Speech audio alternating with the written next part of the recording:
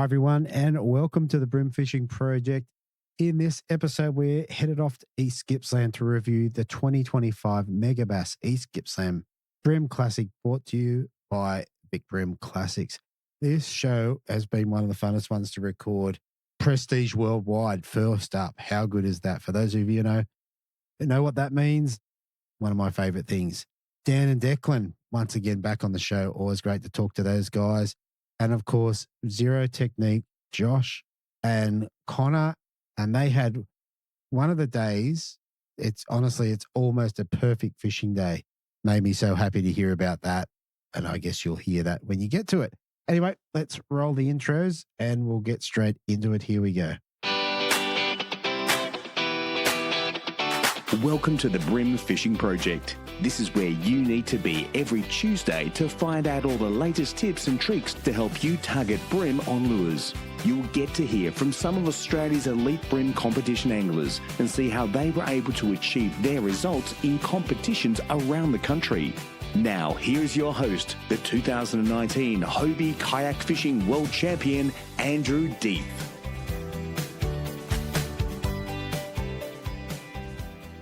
All right. So down at Marlo again. So one of my favorite venues. It's one of the ones which really separates people. I was going to say the men from the boys, but it's not strictly true. It's basically a place where you can go there and really struggle to catch a fish, or you can bring back a standout bag of 5 kilos plus. And that definitely happened within this comp. Let's run through the bite periods and what have you, and then I'll get into all the divisions.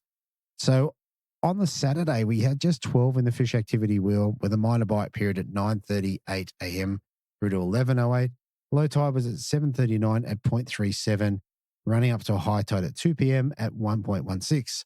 On the Sunday, we had 20 in the fish activity wheel with a major bite period of 5:05 a.m. through to 7:35 a.m. Minor bite period at 10:22 through to 11:52, with a low tide at 8:40 a.m. at 0.43. running up to a high at 3:06 p.m. at 1.2 meters. All right, so in terms of the divisions, the Sunline Best Bag went to Team Zero Technique. Our winners, Josh Jeffrey and Connor Jackson, who weighed in a Marlo bag of 5 fish for 5.905. Eco Gear Big Bream went to Team Marlo Bait and Tackle. Brad and Harry Young, who weighed a black bream of 1.755 kilos. The Monster Movers, brought to you by Zip Baits, went to Team Hummingbird, who weighed in a bag of day 2 of 5 out of 5 bream for 4.825, moving them 24 places to finish in 27th position. The Shimano Junior Angler Prize went to Team Berkeley's Cooper Hodges, who finished in 5th place. And of course, the Miller Rogue went out to Team Two Odd Legends Peter Howell and Mike Newman, who weighed in a perch weighing 1.2 kilos. There you go. It was another great round here, 52 in the field, a lot of big fish caught, a lot of fish over a kilo. And not all of those were weighed in individually. So there was certainly a lot more than what the scoreboard reflects. Anyway, it's a great round, some great stories. I really enjoyed this one. Big shout out to the anglers. I was able to record this one 7, 8, and 9 p.m., which is absolutely perfect, best way you can do it. All right, here we go. Okay, so first up in third place, we have a team dropping 5 fish for 5.420, which included a big fish of 1.295. Backed it up on the Sunday with 5 fish for 4.925, which gave them a total of just over 10 kilos at 10.345. And third place, I have Prestige Worldwide, Stephen Emerson and Damien Dwyer. Welcome to the show, guys. Cheers, Deethy. Thanks, Deethy. I didn't think I'd ever get to talk to Prestige Worldwide. We were a bit worried too. There you go. For those, it's honestly one of my favorite names ever. And the reference, for people who don't know what that means, you need to go back and watch Step Brothers from, I think, maybe 2004 or 2008, and then you'll get the reference. Cracking name and cracking T-shirts as well. Yeah, well, we have to thank Mario Vukic for those. Right. Yeah, he left them on our bed for when we arrived on Thursday night. They were sitting there ready for us. So thanks, Mars. That's epic. I did not know that. All right. So good, guys. All right. Third place.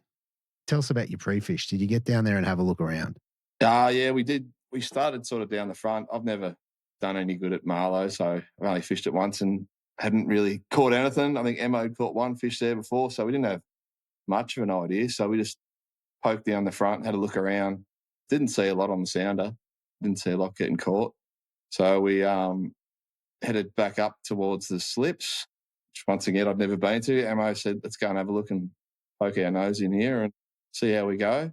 Pretty quickly, like in the first 50, 100 metres, we noticed a lot of fish on the live scope.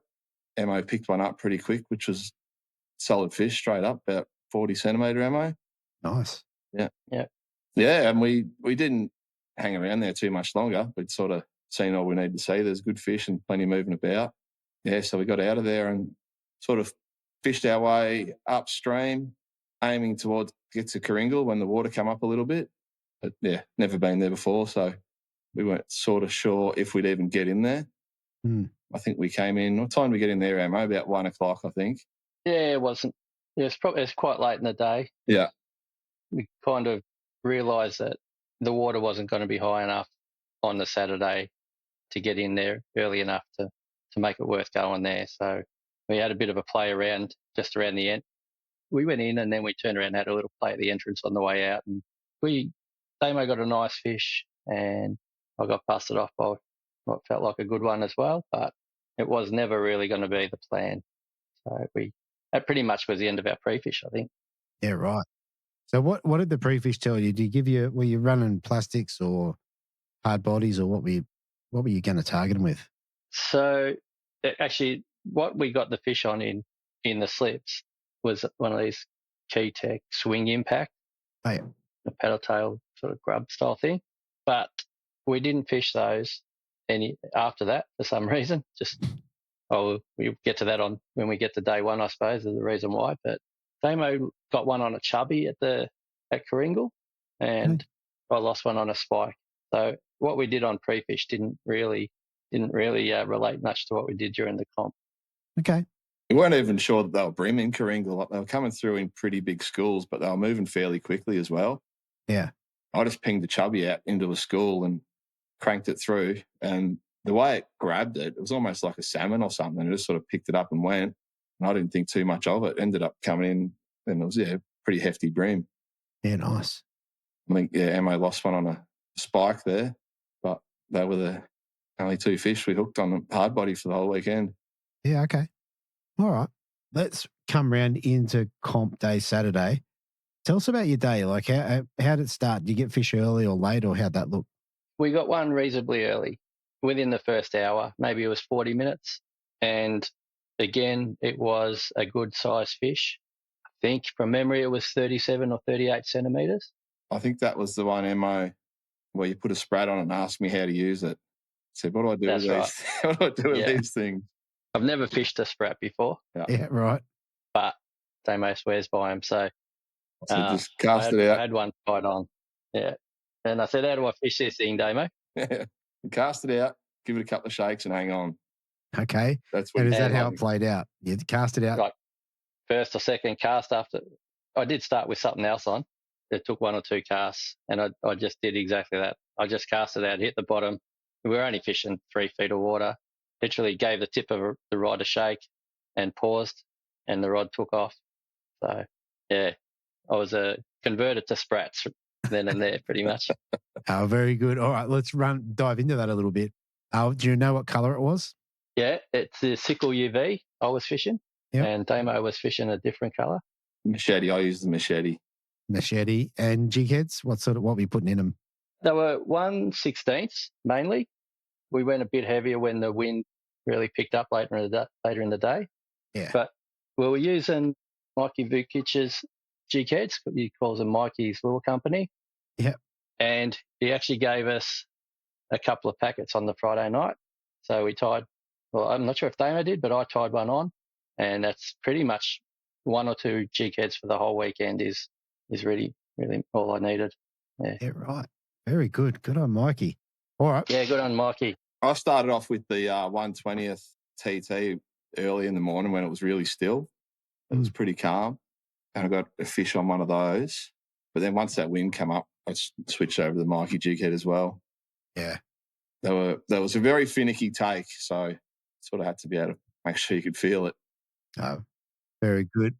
So we were picking up a fish every hour, basically. We never really had a hot bite or anything like that. There might have been months where we got a couple of fish within 5 minutes of each other, but the rest of the day it just was sort of one fish every hour or so. The Saturday was a little bit better in the morning, I think, Ammo. I remember I dropped one and I thought it might have been, my jig had been a little bit blunt, so I was a bit dirty on myself. Yeah. So I cut it off straight away, put a new one on, and then cast straight back out and got a fish the very next cast. So it's sort of... Yeah, that's right, yeah. And they say about Marlo, like what we've been told is that the bite comes on and off there. So you get an hour of a good bite period and then it can sort of drop right away. And then, but where we were in the slips, it just stayed reasonably consistent all day. Yeah. And Mario said something to me Friday night, which probably may be right, is that he believes it's to do with the salinity at Marlo when the tide comes in and the salinity changes a fair bit. He thinks that's the reason why the bites come on and off. Okay. But where we were in the slips, obviously there's no water flowing in. So when the tide comes in, it doesn't really push in there hard like everywhere else. So the water didn't really change in there all day. It just felt like it stayed the same. Yeah, okay. And so from what I can take it you are able to get basically a fish or two every hour throughout the day. And was sprats the go-to for the day? Pretty much. That was most of the fish, I think, Ammo. But you got a good one a bit later on. Yeah. At about every fish came on sprats, I believe. And then at about maybe 1 o'clock, we'd gone an hour or more probably without a fish. We didn't have an upgrade at that point either. So all of our fish were between tip length. They were 36 to 40 centimetres. And I tied on something now. So I've got this thing about when you change the lure, you get a bite. It happens a lot for whatever reason. So I tied on one of the new Live Ops, Nomad Live Ops Spectre minnows. And first cast, it no sooner hit the water and the rod nearly got ripped out of my hands. Yeah, right. And Damo said it can't be a bream because it just ran. It ran and pulled string for a good 20 seconds or more. Wow. And then it finally got into deeper water and started just laying on its side and fishing it or feeling a bit more like a bream. And so we're only fishing 3 pound leader all weekend pretty much. And so we couldn't go too hard, but we got it up. That was the one that was 1.29 kilo. So that was a really great fish for us to get towards the end of the day. Definitely. And it didn't even bite, did it, Ammo? Like it didn't get. No, it didn't even bite. Shake its head. He just cast it out, and then the reel just started screaming. Oh, wow. Yeah, I didn't strike. I didn't have to strike it. It was like a hard body bite more than anything. The rod just took off and just belted it. Belted it. What was the water clarity like? Was it possible for the fish to see that flying overhead, or? I wouldn't have thought so in there. No, it had enough colour to it that it shouldn't have been too spooky. It was very choppy. When I caught that fish, it was windy and rough in there, and it was actually cast probably right up near the bank. Would have only been a foot or two maximum where it was. So I don't think it would have seen it coming overhead, but it must have just hit the right spot at the right time. Yeah, right. Perfect. And was that the last fish for the day?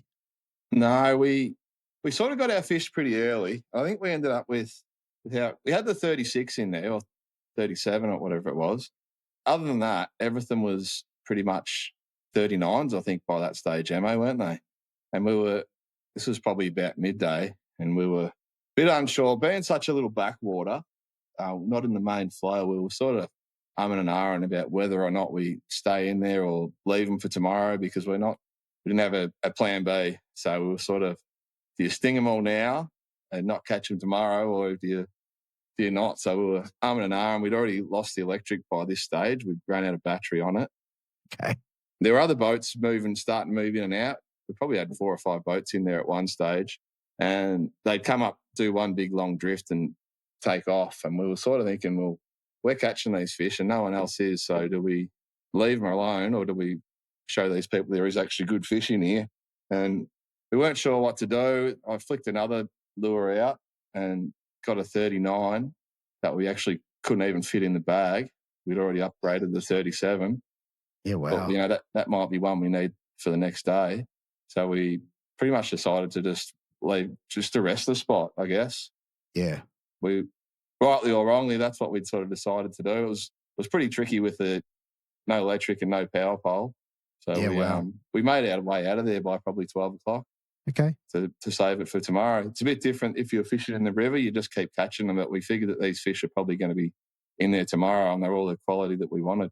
Yeah, 100%. We would have kept fishing. If the lecky didn't go flat, I think we would have done another drift or two. But just that we were drifting so fast by this, the wind was right up. So it was probably blowing 35, 40 Ks an hour. Yeah. And it was just making it real difficult to fish. So we got out of there and went for a bit of a drive around to get a feel for what was going on elsewhere. Yep. When you're in there, obviously you're a bit isolated from what's going on outside there. So as it turns out, we came out the slips entrance and there was 20 boats all Right. within a couple hundred metres. So Right. we had no idea they were even there when we were in there. So. Wow.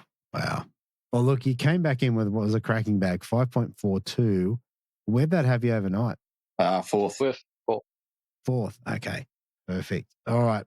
Sunday morning, tell us about your plan. Are you heading back? You must be heading back up in there. That's all we had. We had no plan B. That we were going to live or die in the slips. We figured that the quality of the fish were the ones that we were after.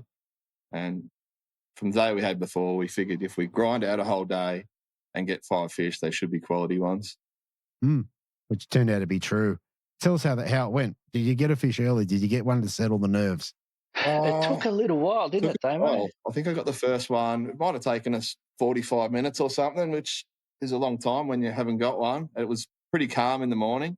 But yeah, I think and the first one I got was a bit smaller too, smaller than we'd been getting. It was a 37. Yep. Like I said, the one before was the only one small one we got. Yeah, so it took a little while. And then the next one was, I don't know, probably another half hour again, Emma, I think. Yeah, I think we had, it felt like it was a bit slow, but then by 9 o'clock-ish or 9:30, I think we had 3. Yeah. And we were like, okay, this isn't too bad. Yeah. We got plenty of time to get 2 more. Yeah. And it was really about just sort of knuckling down and not second guessing what we're doing. Just keep doing what we're doing. Yeah. And we thought, they're still biting on day 2. So we kind of knew we'd get the 5, but you always, until you get them, it's like you always have that bit of that nerve and that. So you got pretty lucky with one of yours, Emma. I think your second fish of the day on the 3 pound went around the back of the boat. That's right. Yeah, buddy. Yeah, went around the motor, 3 pound leader, right around the propeller on the motor, and I had to bloody run down the back of the boat, and thankfully it changed direction and came back and untangled itself.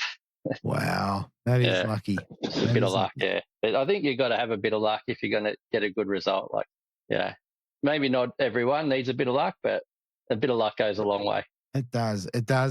With your sprats, I didn't ask, are you on the fork tails, 75s, or on the... Yeah. All right, so you've got I think you got 3 fish in the well. How did you end up wrapping it up? How did you end up getting, 4 and 5? I think after that was a bit of a break between that one, Emma, and I remember I started to worry for a little while there. Yeah. Probably another hour or so of nothing, and then I ended up getting one a bit further down, which was not a bad fish, another 38. So they're all down a little bit on size from the day before, but still reasonable. I think you picked up a 39 there, Mo. Yeah, and we got our 5. And it was getting towards 12:30 or so. Yeah. It got a bit quiet. It got windy, but it was getting a little bit hard to fish out in the open water again. We were trying a few different tricks. We were like spot locking and fishing off the back of the boat, but we couldn't use the scope, obviously, in the back of the boat, and we were relying on that to sort of show us where the few fish were swimming around. So sure, we had a bit of luck by doing that. We were just in perspective or scout mode. We'd look at it and go, there's fish out to the right, 40 feet, and we'd have a cast out there. And quite a few of our fish came by doing that. Yeah. But it got hard to fish, so we went right up the back of the slips. There's a couple of like an island type of thing up there and a couple of little, what look like creeks, but they're not creeks. And the sun came out and it glassed off a bit just at that time. And anyway, we spun the boat around. We'd moved up there, spun the boat around. I put the scope in. I said to Damo, I think Damo was messing around with fishing the live well or tying a leader or doing something. I said, I'm not seeing much here, not confident, not feeling it up this end. And the first cast, got another one. It was 43 tip, and it was probably the same size as the big one from day one, so about 1.3 kilo. Wow. So that we were thinking we had maybe 4 kilos in the well at that point, and we knew that wasn't going to be anywhere near enough. But that one gave us what we thought was about a 600 gram upgrade. Yeah. That was about the last fish we caught. After that, Damo, I think we messed around a bit longer, but that was the end of it. That was about it. Yeah. We'd actually started fishing because Emma had got a fish up in that back corner earlier in the day and dropped one, I think. Because it was pretty windy, we were struggling to fish properly. Emma's got like an anchor. I think they use it for water skiing, Emma.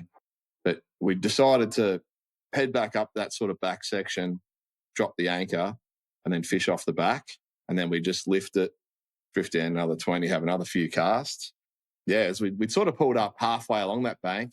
I know we talked about just gut decisions that we'd sort of made throughout the day that had sort of got us fish all the way through. And I remember one of them, I said, if we're going to be drifting back, we may as well, before we drop this anchor in, let's go all the way up to that corner and we'll start from there and fish back. Emma was on the scope while I was up in that back corner. So I was actually had the anchor out is what I was doing. And I said, tell me if you want me to drop the anchor. And he goes, no, not yet. There's nothing on the scope. So now I think back of it, maybe there was something on the scope and he just didn't want me casting at it. He said, no, just hang on a sec. There's nothing here. And he threw out blind, hooked up in about 2 seconds. So, yeah, I think I've worked out his tactic now. There you go. Special tactics. Yeah. Very good.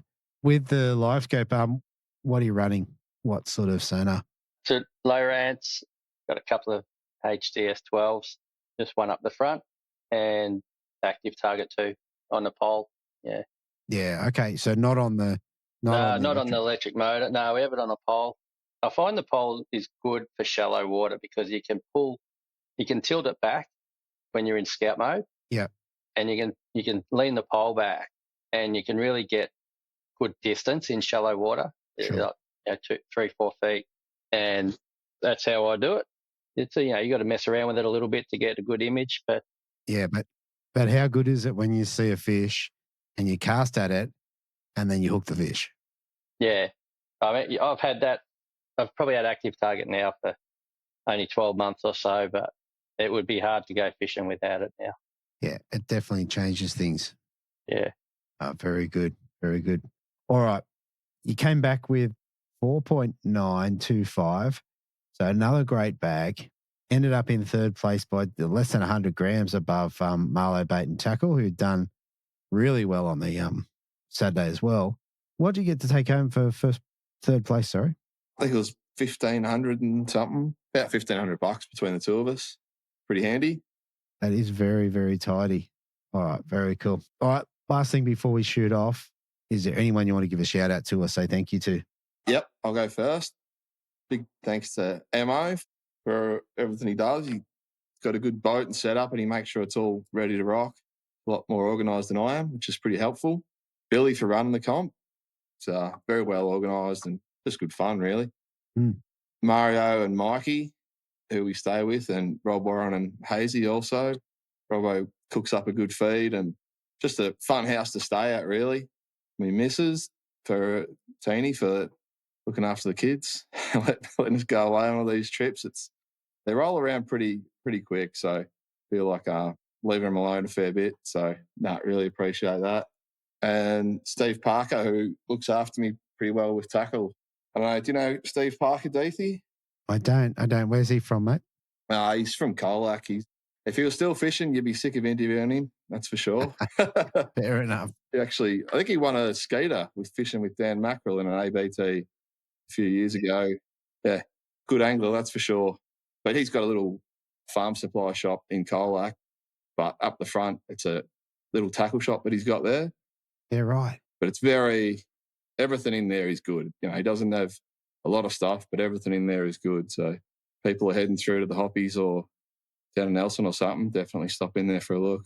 Yeah, 100%. Is that if he won a Skeeter with Dan, that must have been the one at Gippsland Lakes where they won by a mile. Yeah, that was the one. Yeah. Yeah, very good. Yeah, no, I'd echo a lot of what Damo said. Bill for running the comps and doing a great job. I used to fish it with my daughter for about a year, and he's really been encouraging the junior anglers and giving them a prize each round, which is great. And he's really worked hard and got a whole heap of sponsors on board these days. Yeah. And he does a lot of random draws on the Friday night. And between me and Damo, I think in the last 12 months, we've probably picked up something like 10 or 11 rods between us. Wow. So like even if you're not doing well in the comp, it's good to take something home. So thank him and my wife Kelly for looking after the family stuff when I'm away.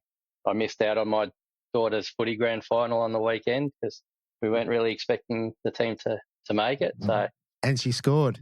Yeah, she scored a goal, so she was pretty happy. So yeah, Mario and Mikey and Hazy and Robbo, they're great housemates, and Hazy tries to get us too drunk each night, but we were pretty good Saturday night. We went to bed early and left Hazy with a bottle of Galliano, so I'm sure that worked out well. Fair enough. Yeah, that's about it. Very good, guys. All right, look, congratulations once again. It was great to have a chat, and hopefully we get to have a talk before the end of the season. Hopefully, mate. Yeah, thanks for that, Deethy. Cheers, Deethy. All right, thank you. Up next in second place, we have a team dropping 5 fish for 4.955. Backing it up on the Sunday with another really big bag. So 5 fish for 5.620, giving them a total of 10.575. I have Team Samurai Rods, Dan McLaurel, and Declan Betts. Welcome back to the show, guys. Thanks for having us. Evening, Andrew. No worries. Here we are again, guys. You guys are going all right at the moment. Just doing our thing, I guess. Same old. Whatever happens, happens. Fair enough. And in terms of Marlo, you guys fans of Marlo? Love it. Smaller system, you can break it down in a day. Like the pre-fish, you can, if you use it properly, and once you work out the machinations of the tidal movements and what thing to do, and you can really piece things together pretty quick in there. So I think we're both pretty good with enjoying that tidal system, that movement, and figuring it out on the run, and just trying to piece it together. And it's just challenging, but it's an enjoyable challenge. And Marlo has those rewards, has good fish, like has good caliber. If anywhere's going to match Gibby for a big fish, it can do it. Like, we saw pictures of a 199 that the young Harry and Brad, yeah, they'd caught a couple of weeks before, and like it looked like proper behemoth. And I think they duly saluted with the big brim of 177. So shows you that they exist in that system. They might not be quite on tap as much as they are at Gibby Lakes, but yeah, very impressive what it can do. Definitely. And one of those fish, anything over 1.5 kilos, obviously makes a massive difference to any bag. Definitely. Yep. Very good. All right. In terms of pre-fish, have you guys been down there lately and had a look around? Not leading up to the ban. No. It's a bit of a commute for us, poor old Southwest Victorian, mate. So fair enough. And then on the Friday, do you have a look? Absolutely. Yep. We're on the water, launched up near the Broad Rib at the Broddy ramp up there. We sort of got a bit of a milk run we sort of like to look at. We sort of sound our way just slowly out the Broddy, just trying to get all the gear organised, and really noted there was not too many fish marking up through that section. The water was a stunning 8 degrees, by the way. Yep. Yeah, it was fresh. So. Ouch. Look, rock walls can be quite conducive when they're up and stacked on them. So got to the bottom of the Broddy and near the junction there, and the sand lit up with a lot of fish. So we decided to sneak into the snowy entrance, the first little rock wall there, and had a look. Duly noted the temperature had increased about 2 degrees. It was about 10.5 or something. So that was interesting. Just, sort of sat on a 200-metre stretch with rock wall, had a bit of a look there. Our good friends, Paul and Alex, that we're going to stay away with and have a great time with. But when we're on the water, we're all quite cagey and squirrely. It was quite interesting. We had he'd come past us just to sort of see how we were going, and we'd actually... Well, he's coming towards us. Coming towards us down the same wall, and I'd just tucked my plastic, like the jig head and the hook, right back into the plastic. So it was probably had gone past the point of weedless. And I think it was about a 20-metre stretch. I'd had 3 or 4 really good takes, and thought, right, they're loaded up there. And we sort of crossed paths. Hey, you going there? Oh, yeah, it's pretty quiet. Yeah, no worries. And they said they had 1 bite, and we'd had to be about the same. But I think I turned back around about just as he was going over that patch where we'd gone over, and he was hooked up and fighting fish. So yeah, right. But it's all fun and games out in the water for us. So that was really good. That's very good. And I think anyone that maybe hasn't listened to the show, you guys usually stay together as well. Yeah. Awesome, mates. Plenty of banter. And then, yes, it's very, very competitive and enjoyable on the water too. So, yeah. We haven't learnt the ways and the secrets of Russian yet, though. So we'll be able to. We can do that. We'll be much more illuminated what's going on. Actually, we could probably. I haven't even thought of that. I wonder if Google Translate could do that. Sometimes when we're back doing the. Yeah. I reckon it could. We might have to give that a run. I'm sure he'll listen to this and get a good laugh out of it. So that's good. Definitely. Yeah. We might have to do that. We might have to get something translated into Russian. The odd word now and again, but yeah, we haven't quite got it down pat. Fair enough. In amongst the fish you saw, did you actually get any bream or perch? No, I didn't even strike. And that was the hard part. Like, you're so used to getting the bite and strike and like clunk. I was like, oh, stay still, clunk, stay still. Like, yes. And one of them stayed on for about 10 seconds and wiggled the rod a couple of times. I remember that one. So, yeah, that was good. Yep.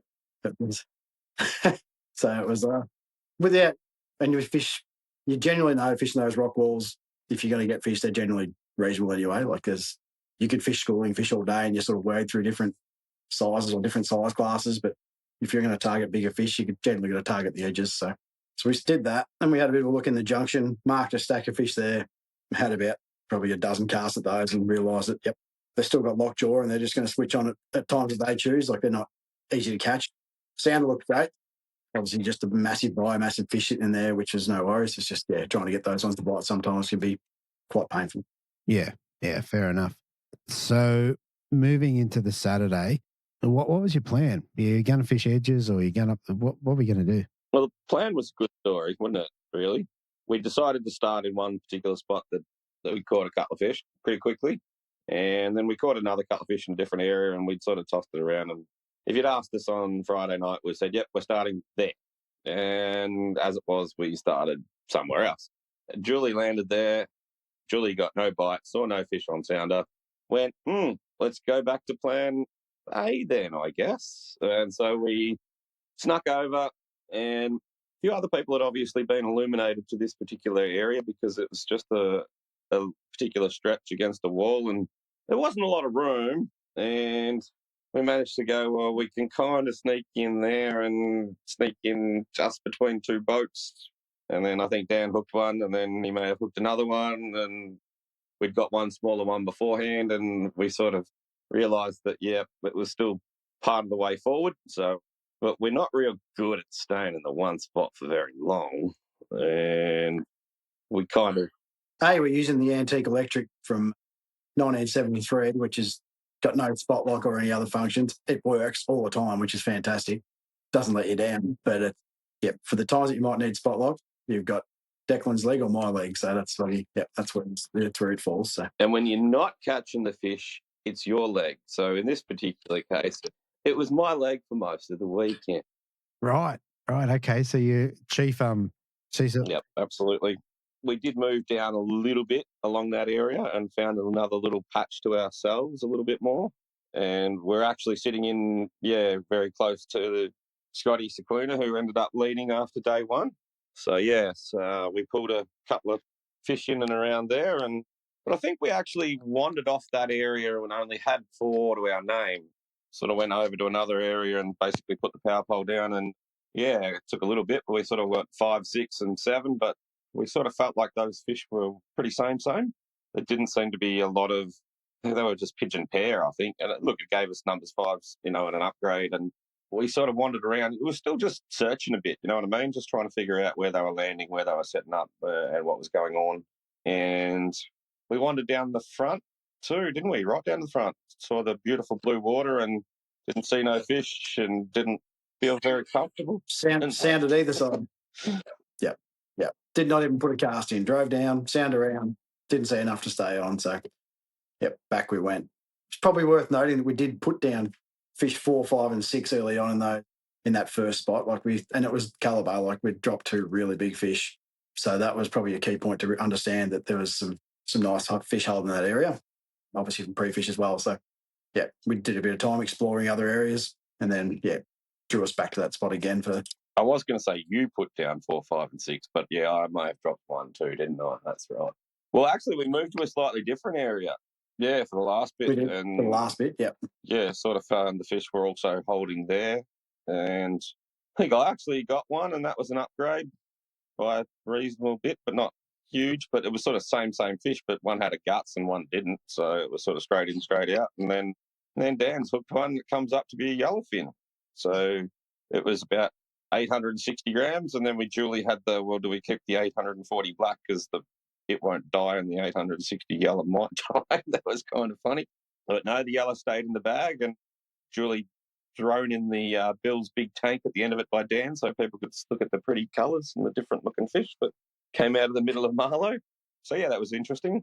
But, yeah, there's a couple of 860s were sort of the end of the bottom of the bag on the day one. And, yeah, it wasn't too much more to write home about after that, I don't think, was there?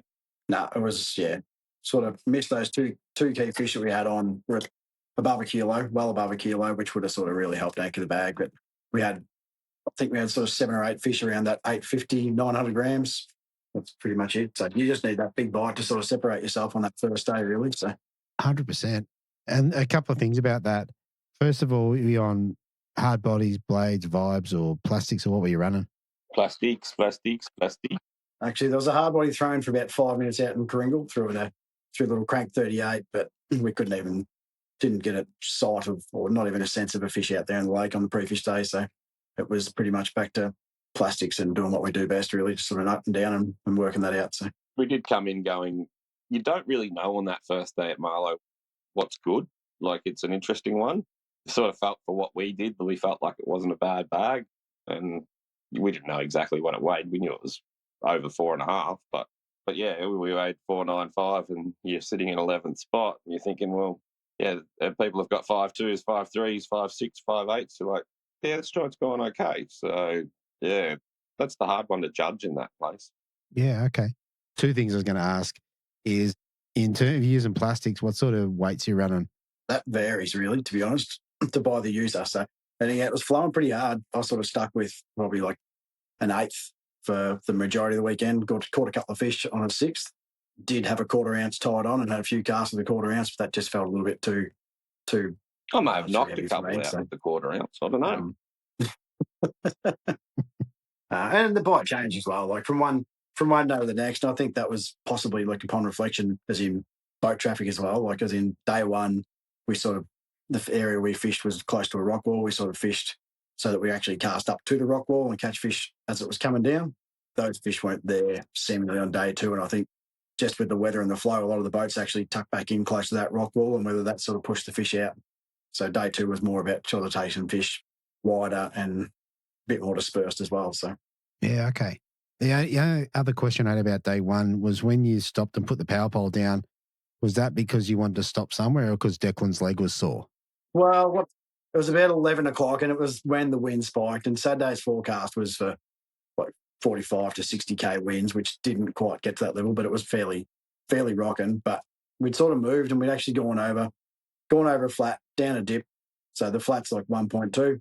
Like, oh yeah, we can power pole there. And then we've got off the drop off and the sound just lit up and there was fish everywhere. So duly noted, we sort of swung back around, power pole so we could cast, and obviously cast up current and then just work your lure back. And for us to stay on power pole, we need to have action. There needs to be stuff going. We can't just sit there and grind out one fish like half hour. That's just not in our mantra. We cannot do it. Like, it's not even we'd probably, Betsy said the other day, I think something about a dirty rusty fillet knife. I reckon we'd be racing each other to stab each other first if we're not catching fish on I when did we need too, to didn't move. I? So. Yeah, I said it's in the back hatch, and if you need it, if we sit there that long, somebody has to slip the other throat. Yep. Yeah. We're both, if we had a dead stick of plastic or do anything where you don't do anything, we'd really struggle. We're very sort of proactive and active with probably everything we do there. So yeah, I mean, I think Marlo is one of those places that what you've described where you can actually power pole down and fish a section for a while, especially the way they seem to school up there. Yeah, and this time of year, like they are, like, and that was one thing we worked out on the pre-fish was that if you weren't sounding or marking fish, you just had to get up and move because they were very concentrated where they were. We did note like 4 or 5 different areas you could actually go and find big numbers of fish, but you had to actually move or you around were with them. casting to them and then you were not because they disappeared. That does happen. They've gone. Very transient. Yeah, definitely. All right. So look, you ended up with what was a good bag, still an 11th place. And then obviously came back to second spot. Tell us about Sunday. How'd that play out? We got out of bed and we went fishing. Oh, that's right. Well, we sort of knew where we had to be, and we were off close enough that there was maybe one or two teams that were around us that probably didn't get the pick of the area quite like they would like to. So there was probably three of us mainly there that was up in that top dozen or so. And so we sort of spaced ourselves out reasonably well, gave ourselves enough room to work. And we knew that it was going to be a slow sort of grind and slog, really. You know, you hope that it might happen fast, but at the same time, we weren't. It was the sort of position that if you gave it up and somebody else slipped in, you weren't getting it back. You know what I mean? So we really did hang there. And to Dan's credit, like, bites came sporadically, but he definitely made the most of them. And yeah, I paid him out when the first one was like 500 or 600 grams or something. And I think he hit back with probably a kilo fish next. But, you know, it was definitely not a flurry. It was, you know, like probably a fish every half an hour, 40 minutes, maybe half an hour. Bag by 10. So yeah, I reckon every half an hour was like a bite, and it was. Yeah. So yeah, then he would have put the fifth one in the bag, and then I reckon, I don't know for a fact. In between times, I had a cracking bite off a little snag, and I just felt him eat it off it, and I laid into him, and I thought, here we go, and that was the luderick. So that was a little bit of a negative. Would have gone all right on the fillets, but other than that, and then probably interesting stat there though, I reckon, was that twice we caught fish within like a minute of the seal arriving. The seal arriving, yeah, no doubt. It's really weird. Like it was, and then it was shut down again. Obviously, when that dirty behemoth was bloody pouncing around and bloody gasping, I'm thinking far out because we're running very light leader as well, so it was extended fight times in the current. I'm thinking this is not going to end well. So, but yes, sadly no. That would actually be the second time in my life where I would say to you, generally, the seal has probably helped the bites rather than, yeah, definitely a thing. Yeah, like the times I've been down there, I've seen the seal rushing at the fish and belting them up against the bank and then smacking them. Is that kind of what you were doing? Yeah. It didn't look like he wanted to go too close to the edge, though, did he? He was just roaming down the middle and picking up his morsels of food. Word of warning for you, Andrew. Word of warning: if you're there in a kayak, this seal's that big and large, I reckon you'd be up there dry humping your kayak, and you could be really in trouble, mate. So it probably would. It was a nice looking kayak. I know 3 people that said they had their boat rammed by it. So really, yeah. Another guy said it slammed into the side of the boat, and then another one said bump leaky as well. So yeah, it's got a bit of aggression in it. So and then I think Dan hooked a fish. Might be 100% spot on here, but I'm feeling it was number 6 because you did say something about the upgrade at the time. And he's hooked a fish and he goes, nah, it doesn't feel right. It must be a salmon or something. There's no head shakes. I'm standing there with the net, and then I sort of looked at his rod and looked at the action of it all and got, yeah, nah, stuff it, you're right. Put the net back down, went back casting. Anyway, Dan's done the trooper thing and fought it out properly and then turned around and gone, it's a bream. And I'm going, okie dokie. So I picked the net back up and I look at it and go, okay, that's a pretty handy bream, and it's hooked in the up. We purely put it in the net and it's 1.23 kilos. So I'm thinking, when you're going good, you're really going good. So he's upgraded that first fish, that 600 grammer, for that 1.23. Oh, there you go. So I take it that one being hooked. He tries to tell me he felt it bite, but I mean, you know, the result is, for me, it's hooked in the butthole. It did. And last time I checked, I reckon a bream butt doesn't move. There you go. Well, that's an interesting way to catch them.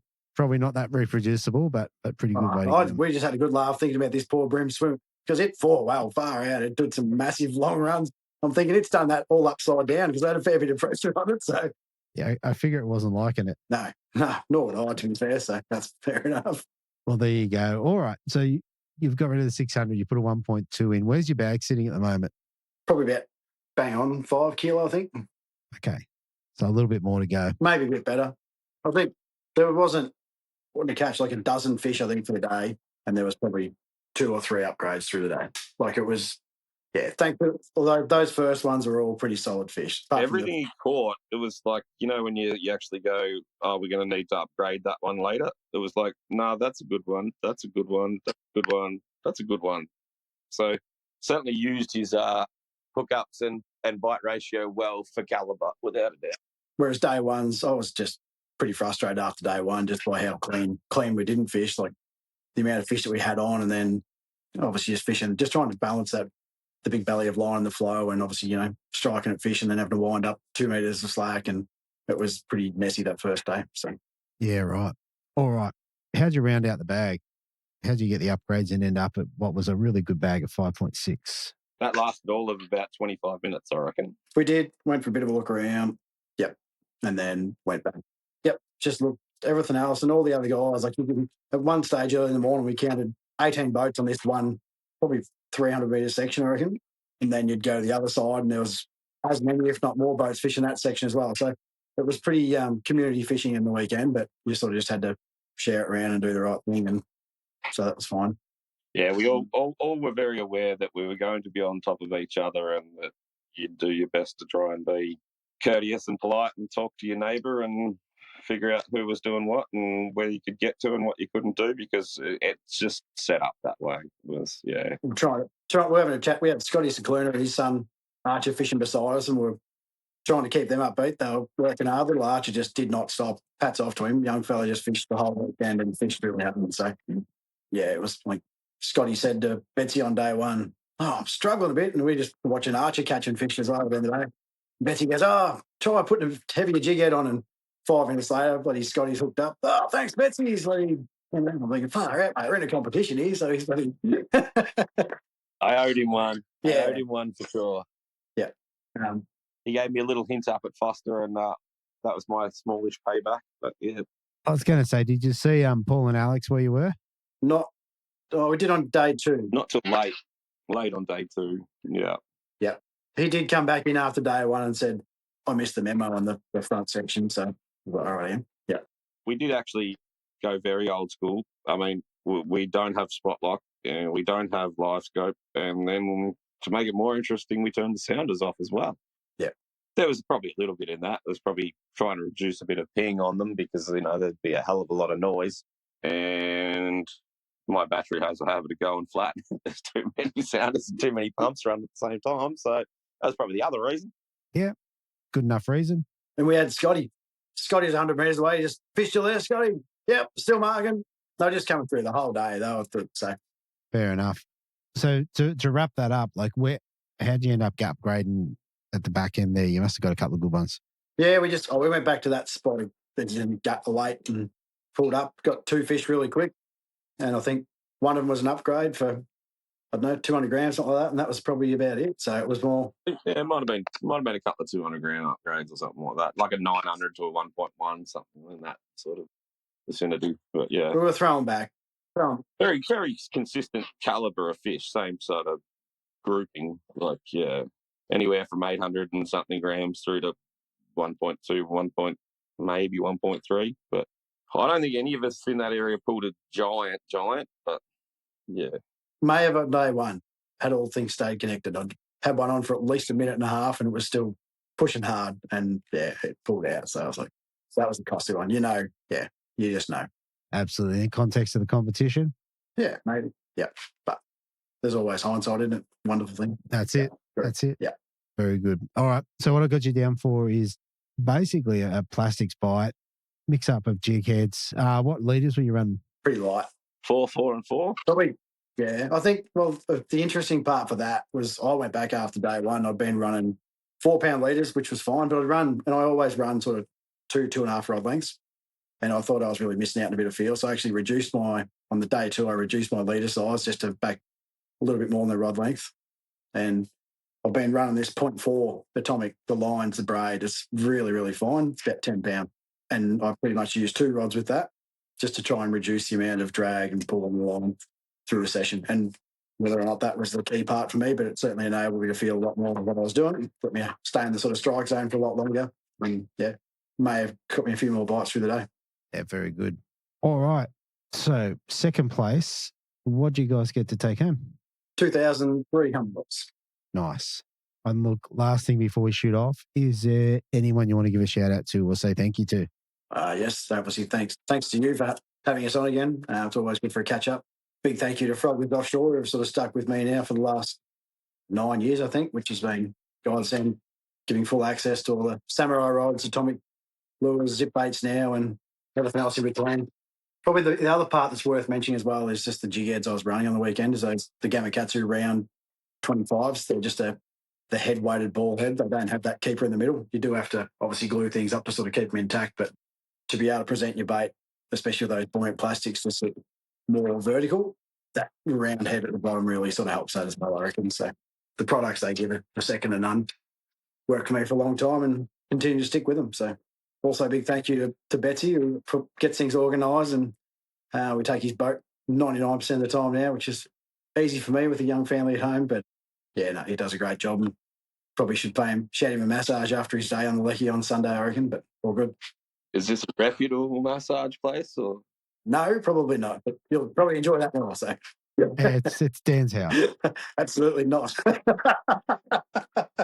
Very good. Great to have you guys on again. Congratulations and good luck in the upcoming comps. There's a couple of things going on, so good luck in that. No worries. Thanks, Andrew. Cheers, Andrew. Thanks, mate. So finally, coming in first place, we have a team dropping 5 fish for 5.160, backing it up on the Sunday with big bag for the comp of 5 fish for a massive 5.905, which gave them a total of 10 fish for 11.065 and the win. I've got Team Zero Technique, Josh Jeffrey and Connor Jackson. Welcome back to the show, guys. Thank you. Appreciate it. This is a great little run for you guys. We just spoke before, so that's 2 out of 3. So that's pretty good going in any competition. Yeah, it's pretty special to be able to get those results at many chase, and yeah, just feeling very grateful at the moment. Yeah, absolutely. I think you're going to have to change the name to Some Technique. So, because I've obviously got something going on there. All right, look, I'm dying to get into this. One of the things about Marlo is it can be such a system. Some people are going to get donuts and some people are going to get an average of 1.1. So I'm really keen to see how you guys did it. Let's start with pre-fish. Did you guys get down and have a bit of a look around? Yeah, no, we did. It was just really trying to figure out, again, all the questions and try to put answers to those and just get a solid foundation for an idea of how to fish on day one. We run around everywhere. Kind of previously, we looked at areas where we wanted to search and kind of hit up. Just, not get carried away on a wild goose chase, like running around and all day and then just getting more questions. So we hit those spot ups and had some really good ideas, and turned out, they worked well, and we just jumped and be like, okay, there's fish here. Let's just move quickly. Let's not stick here long. We know they're biting. So that's kind of just how it went. And yeah. And did you sort of focus on anything? Did you focus on edges, or did you get up into Lake Kringle, or what was your plan? Lake Kringle was really shallow. So we didn't even bother even looking at that. We were there 2 weeks ago with a bit of a pre-fish as well.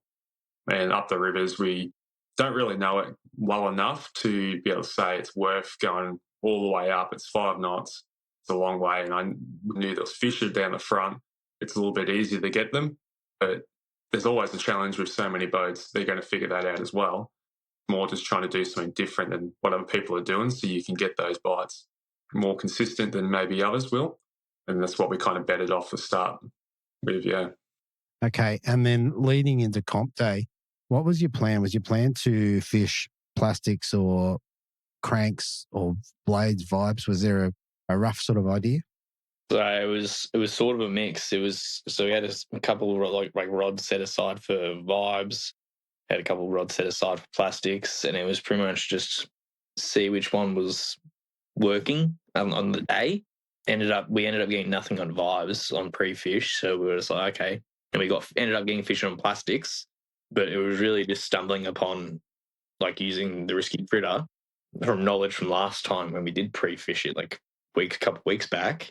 And we had an idea what plastics they weren't eating at the time, and then we kind of just jumped onto trying something different, and it worked out for us. Yeah, very good. So what was your confidence level leading into Saturday?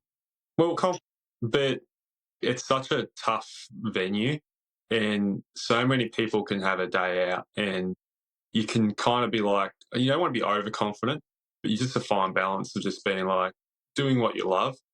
And that's what we kind of went in with this, at least this comp. was more just going in, let's just fish with good mates, enjoy our company, but also keep it professional as well and really focus in and dial in on those small little 1%ers. Best way I could describe it, yeah. I think you've also got to be confident in what you're doing. Like, you're confident in what you're fishing too. Like, there's no sense, say, for instance, vibing. If you're not confident in vibing, if that makes sense, not knowing what you're doing or something like that. But if you're confident in plackies, like, sort of stick to what you're confident to, like during comps anyway. Like, you can experiment outside of comps, but experimenting inside of comps is a big no. Yeah. I think that's absolutely play to your strength. I think is smart whenever you can, at least at the start of the day. At the end of the day, Yeah. do whatever. But yeah. One last question before we roll into Saturday. Did you go to the pub? Did you go to the Marlo pub? Yeah, every day. Every day. It was grouse. Yeah, the Marlo pub's epic. The photos on the wall of all there's like 100 perch on the ground. Crazy. I think there was one there they hung up like 200, I think it was like 278 perch, and it all hung up on the wall, which was insane. That was just a one session, apparently. Yeah, it's mental. It's mental. Imagine what that does to the system. Oh, it puts a heap of pressure on it, that's for sure. 100%. Glad those days are over. Me too. Yeah, now you can take two. So the cafe as well was awesome, like real top notch. Yeah, that was a every morning kind of thing for us. So they open early for you? Yeah. No, Yeah, we actually opened up early. all the pies, we were getting them at the end, like just those, what were they, like pulled beef or something? Yeah, they were pulled beef, but they had like, I think it was like bits of chili and stuff in, or tomato or something like that inside them. And like, I think it was leek as well. Like, just a mix of stuff mixed in with like pulled beef. And it just turned out to be really good pies. There you go. Something to look forward to. The ABT's down there in a little while. So something to have a look at. All right, let's roll into Saturday morning. Tell us, this is the first interview I've recorded. What was the weather like and how'd your day start? Oh, it was actually really good. Like the Saturday with the wind and a little bit of drizzle, but really great brim kind of weather. And considering what it was supposed to be, like leading in, like when I was looking at 2 weeks ago, it was supposed to be 60k gusts and pouring maybe 10 to 20 mil of rain. And it was, not looking bright. And it turned out that weekend, or at least that Sunday was a bit different, but Saturday was, awesome. Really nice breath of wind. And it was like that until about midday, and then it changed. And then I think it was after 12:30, it started blowing again. Yep. It's a good run though. All right. Tell us about first fish. What was that? Would have been about, was it just before 9? First fish would have been well and truly before 9. I can't even, I'm trying to remember now. I reckon it would have been about 7:30, if that. Right. Okay. It would have been early. Okay. It wouldn't have been long quality? after launching. Yeah, okay. Yeah. And it was any size like you put in the well? I can't honestly remember what size. Yeah, I can't remember, honestly. I think, was that one of the ones we got on the edges? That was one of those pigs that you got on. It might have been like a 1.3 kilo. Yeah, I think that was one of the bigger fish for the day. It was up on the bank, like shallow. Yeah. Okay, so if you're up on the bank and shallow, are you targeting the soft plastic with the risky critters? Or you? Yeah. Yeah, wow. Okay, well, tell us how that worked. Like what sort of jig head and how are you doing it? You casting it in and popping it down, or how'd it look? So, funnily enough, what we were using is the full-length risky critter, but on a 1/12 and a size 2 hook. 1/12 pretty heavy for the shallow water, but you sort of needed it for the amount of flow coming down the river. And you were just casting it hard up as you could and letting it sit, and then just do obviously you retrieve, whether you do a single hop or you do a double hop. Yeah, and they were just crunching them. Yeah, nice. Yeah, nice. I think Josh brained 3 in a row. Yeah, and they were all solid fish, like that between that 1.3 to 1.1 kilo range straight away. Yeah, straight away. Wow. So early on, Josh takes the lead. He's winning. How's the banter on the boat? Good. The morale's good. I don't know. We don't really take it out on each other. Obviously, there's a little bit of, laughs and stuff, but in our kind of in the boat, it's like someone getting it. That's all that matters. Yeah, exactly right. He was really good at figuring out just where they were on side scan, because we really kind of picked up on it. At least, this is going back on analysing it. We're working that out day Saturday, but on Sunday, pretty much, we fully worked out what was happening. But they were my analyse was like, coming up into the shallows to feed, maybe possibly getting away from the seals, because it was two massive seals just charging through the channel. It was hectic. Yeah, watching perch get pulled apart. Yeah. And then coming out later. Perch. Perch. Yeah. And then coming out later to, hit down deeper and school up. And that's when, that 112 really worked, because we could just bring it back in their face, hit the bottom, and then just wait for those bites. And they were really small at times. You just had to really be quick and set hooks. Very good. And these are solid fish. So what sort of lines and leaders are you running? So we were using at the time, we were using between 4 and 5 pound. Okay. Yeah. That's So light. a challenge. Yeah. But didn't have any issues in terms of getting bitten off or done, like never got bricked or anything like that. It was pretty much every fish we hooked, we landed pretty much. Even when it came down to the perch and some of the giant salmon in the system, like pretty much everything we set hooks into stuck hooks and didn't have issues, which was surprising. Sometimes that's the secret to winning a comp. You got to have things go your way. Yeah, exactly right. So, yeah. All right. So you got 3 decent fish early. How'd the rest of your day play out? After that, it was pretty much we moved out deep and then went for those fish deep, searching for those schools of fish on side scan and down scan, and pretty much working those 112 creature baits into their face, getting those bites. And pretty quickly had our bag after that, like just catching fish amongst the 20 plus perch that we caught at the time. Yeah, and the countless salmon that we were catching. But once you got past all the perch and salmon, then you started picking bream up. Yeah, okay. Sounds like a pretty good day. Yeah, it wasn't bad. It was actually really good. Yeah, right. We had our bag and pretty much, I don't know, it's kind of one of those things, and it's funny, you're going to love it, because we moved off. Like, we maybe had a bag. Like, we had our bag, and my thought process instantly switched to, okay, we're going to preserve these fish. We don't know how many are there. Let's leave them. And I guess you could say to try to grind out to get, a bigger bag. But we didn't know how many were there.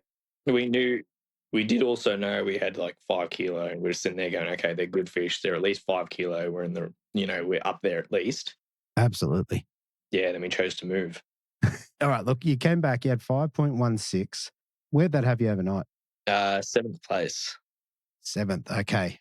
Yeah. So, all right, Sunday, what's your plan?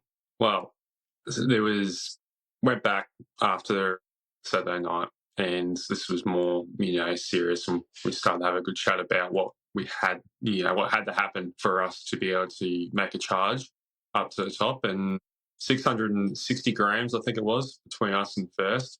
Yeah, it was like 650, 700 or something like that. Like, okay, look, it's half a fish or a bit over been catching. But, we're good, expecting these guys to really show up maybe again and get another plus 5 kilo. So we're like, okay, we need at least close to 6 or over 6 if we're going to get up there. And pretty much went over a few things, and there was a spot that we had, which I didn't hit on Saturday because I wanted to leave it just in case we needed it. And we're just like, well, let's just do our thing that we did Saturday morning. Those fish were there, so let's just copy and paste, and then we'll follow through when the tides slow down a bit, because the tide's pumping in the morning, like far out. When that run out's going, it's ridiculous. Yeah. So we're just like, let's just wait for the incoming tide, and it just slows down a bit. So, and then we can get, if we get our bag and fortunate enough like that, then we'll run down and try out these other little areas and pockets of fish that we found. Yeah. Yeah. I mean, I'm looking at the tide there. I've got the low tide at 8:40. Is that around what time it changed, or was it later than that? I think it was still ripping out, because I think you still have flow coming down from the rivers, I think. So, yeah. And then when it changed. Like, it was a pretty decent change. Probably 10 o'clock or so. Yeah, I reckon about 10 o'clock. Yeah, an hour and a half probably sounds about right. Yeah. Very good. All right. Tell us about how the first couple of fish hit the well. We decided to fish the same edge as the day before, And we decided one of us was to send casts up shallow. One of us was to send casts out deep into the channel to see if we can pick up any fish out there. I ended up catching the first fish, and it was, and I'm pretty sure that was maybe a kilo fish. It was like 40 centimeters to the tip. And we're like, sick, that's a good fish. Put it in the well. And then we didn't really get any more bites for I think it was like 10 minutes after that. And then we decided we'll push up and we'll fish this left-hand side of the bank that we fished the day before. And within two casts, cast after cast, we hooked another 2 fish, but those 2 fish were just up into that caliber that you want for a comp, that 1.1, 1.2 range. And then we gave that a crack for a bit longer. We moved over to the other side of the bank and carried on with what we were doing from the day before. Essentially, so it's the same plan. Same plan. And when you say you're fishing the edges, are you fishing like tree line banks or rock walls or undercut banks, or what does it look like? It's more a muddy kind of edge, isn't it? It's like, yeah. Well, it was almost, so you have the bank which had rocks on it, and then it kind of dropped down to about 1 meter from that, and then it was just kind of mud flat until you hit the channel, and that's where it drops to about 3 meters, and you're pretty much just fishing from that rock bank on that flat back. Yeah, okay. So that first drop off. Yeah. Okay. And in terms of day 1 to day 2, so you end up with a bigger bag. Was the bite different, or did you just get slightly bigger fish, or what were your thoughts there? I reckon the bite was, for me personally, the bite was better. I was hooking more fish than the day before. You smashed it. The day before, Josh was slaying them and I was just net boy. But the second day was on fire for me. I was getting bites left, right, and centre by the end of it. Yeah, it became a really good day. Yeah, okay. And any thoughts for you on why that would be the case? Not too sure. Usually that's just how it works for us. It's either one of us do well on one day or the other day. That's just how it works. Yeah, there's no pattern to that. That's just what happens. Yeah, fair enough. We rolled him up a bit. The night before, there was a really nice, good-looking chick at the Marlo pub, and we were trying to get him to be like, go say hi, and he's like, nah, I'm going to go back and we're going to win this comp. So I reckon he was pretty locked in, and it showed. I was, like I said, I was kind of realised that and sat on the Minn Kota, and I was like, okay, mate, do your thing. Yeah, okay. Yeah, nice. And it worked. And we spoke about side scan on day 1 in practice. What are you guys running? That's a question for you, Joshy. I don't know what you're running. I just look at the screen. Around HGS 9, I think. Nothing special. But I've never, felt like I guess it could be handy to have live scope and all that. But end of the day, it's not really my kind of fishing style or Connor's. And, we're just kind of, if you can see your fish in the side scan and down scan, you can know a lot. And that's how we're just reading it. And you're spending more time fishing rather than looking at the sounder, I think really helps. Yeah. And certainly the Lowrance units in the last couple of years with the updates, they're so good now. Yeah.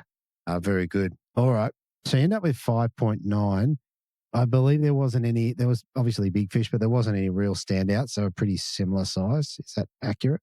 Oh, I reckon the last 3 fish were pretty big. They all ended up being around the same size, actually. We ended up upgrading some of the fish we got earlier on in the morning.